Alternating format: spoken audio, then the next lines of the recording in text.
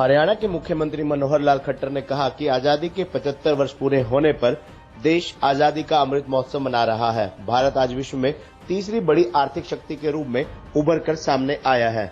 शिक्षा मानव निर्माण का आधार होता है। शिक्षा के साथ केवल भौतिक निर्माण से ही काम नहीं चलता, बल्कि मानव शक्ति के रूप में अच्छे नागरिकों का निर्माण कर राष्ट्र आगे जाएगा। वे आज कुरुक्षेत्र विश्वविद्यालय के सीनेट हॉल में राष्ट्रीय शिक्षा नीति 2020 के क्रियान्वयन के अवसर पर बोल रहे थे। उन्होंने कुरुक्षेत्र विश्वविद्यालय द्वारा लागू की गई राष्ट्रीय शिक्षा नीति की स्मारिका का विमोचन भी किया। मीडिया को संबोधित करते हुए मुख्यमंत्री मनोहर लाल ने कहा कि राष्ट्रीय शिक्षा नीति 2020 को भारत के प्रधानमंत्री नरेंद्र मोदी ने विद्वत जनों, चिंतकों, शिक्षकों, विद्यार्थियों सहित 2 लाख बुद्धिजीवियों से परामर्श कर लागू करने का निर्णय लिया। राष्ट्रीय शिक्षा नीति 2020 को वर्ष 2025 तक हरियाणा के सभी विश्वविद्यालय व महाविद्यालयों में लागू करने का निर्णय लिया गया है। उच्च शिक्षा स्थानीय भाषा में होनी चाहिए। स्थानीय भाषा का अपना महत्व है। हमें अपनी पीढ़ियों को सही इतिहास पढ़ाना है। प्रधानमंत्री के आह्वान पर कुरुक्षेत्र में आज विभाजन विभीषिका दिवस मनाया गया। हमारे देश का शिक्षा के क्षेत्र में पुराना इतिहास है। यहाँ उच्च कोटि के लेखक हैं। हमारा लक्ष्य है कि शिक्षा की पहुंच हर व्यक्ति तक हो और वह सभी को रोजगार मिले। मुख्यमंत्री ने कहा कि हमारे देश में दिमाग की कमी नहीं है। हमें हमेशा कुछ न कुछ सीखते रहना चाहिए।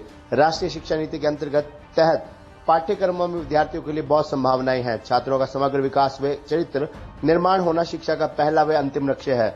राष्ट्रीय शिक्षा नीति का उद्देश्य सभी छात्रों को उच्च शिक्षा प्रदान करना, छात्रों को कला, मानविकी, विज्ञान, खेल और व्यावसायिक विषयों में अध्ययन करने के लिए लचीलेपन और विषयों की पसंद को बढ़ाना है। इसी दिशा में कुरुक्षेत्र विश्वविद्यालय का यह प्रयास सराहनीय है। उन्होंने राष्ट्रीय शिक्षा नीति 2020 कुरुक्षेत्र विश्वविद्यालय में राष्ट्रीय शिक्षा नीति लागू करने के लिए कुलपति प्रोफेसर सोमनाथ सचदेवा को बधाई दी।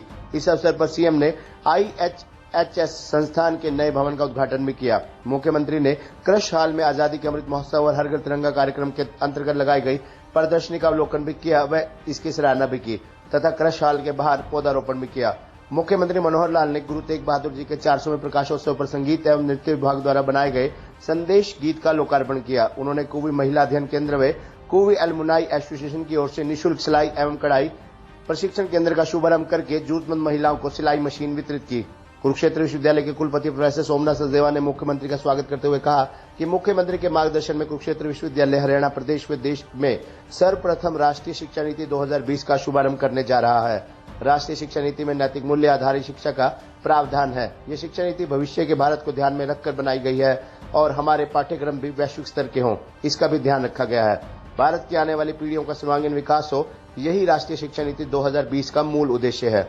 उन्होंने बताया कि विश्वविद्यालय में इस सत्र से आधुनिक विषयों के 14 ऑनलाइन कोर्सेज भी शुरू किए जा रहे हैं। इस मौके पर कुरुक्षेत्र के सांसद नायब सैनी, उपायुक्त मुकुल कुमार, SP सुरेंद्र कुमार भोरिया, कुल सचिव डॉक्टर संजीव शर्मा, भाजपा जिलाध्यक्ष Rajkumar Saini, dean academic affair professor Manjula Chaudhary, छात्र कल्याण अधिष्ठाता प्रोफेसर अनिल वशिष्ठ, लोक संपर्क विभाग के निदेशक प्रोफेसर ब्रजेश शानी, प्रोफेसर सुजी Samita, professor Sunil Dhingra, professor Pawan Sharma, professor Sanjeev Gupta, professor Anita दुआ, professor Paramesh Kumar, doctor Deepak Rai Babbar, doctor Maha Singh Punia, doctor Gurcharan Singh सहित अधिष्ठातागण, विभागाध्यक्ष, निदेशक व अधिकारी मौजूद थे। खबरनामा हरियाणा के लिए डॉक्टर राजेश वधवा की रिपोर्ट।